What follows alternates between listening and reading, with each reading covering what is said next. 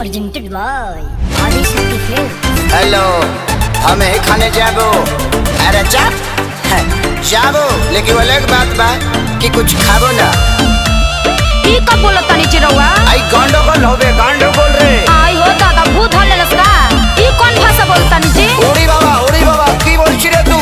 আমি তোমাকে ভালোবাসো করব। अरे बाप रे लागत कोई कह देले बड़ी सका।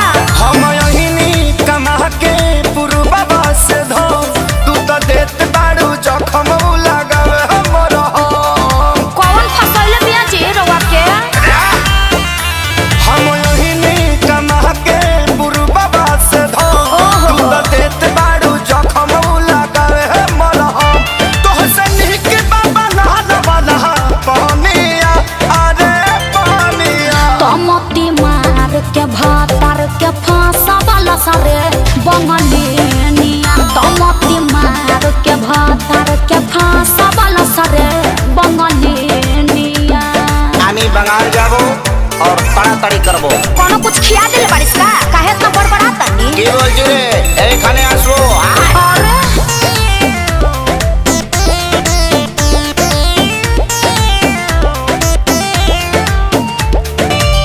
हट होने हमके धर नया कवारी में मार के बडबुकी बंगाल वाला खड़ी में। हट होने हमके धर नया कवारी में मार के बडबुकी बंगाल वाला तो खड़ी में। पहले नदी रही बुझे लय बनाला अपन छत छोड़ी फाने ला दुताला। अजय गाँव तबियत पानी ठीक बनू? ए हमके रोकबे भालो होखबे गंडगोल ताड़ाताड़ी। हे भगवान हमरा जान के बुझना सब तीनिया रे सब तीनिया। तमती मार के भातार के फांसा वाला सारे बंगलिनिया। तमती मार के भातार के फांसा वाला सारे बंगलिनिया। আমি নি বলবে আমি বাঙালি জবি তাড়াতাড়ি করবে। काहे हई खोई का ठीक नहीं खेला गो?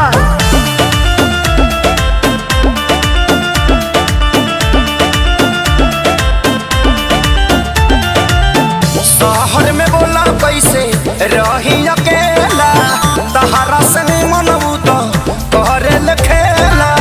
शहर में बोला कैसे रही अकेला तुहरा से नहीं मनबू तो करे कि खेला। तोहसे निमन अविनाश या विकास बाड़े हो। अकेले से अपना में हरी के पास बाड़े हो।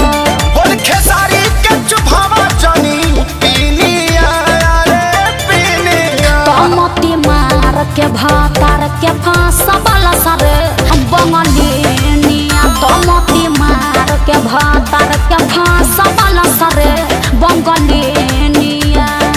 तनी विवेक जी से सीख लो कितना बढ़िया अपना मेहरारू के संग है बाड़े।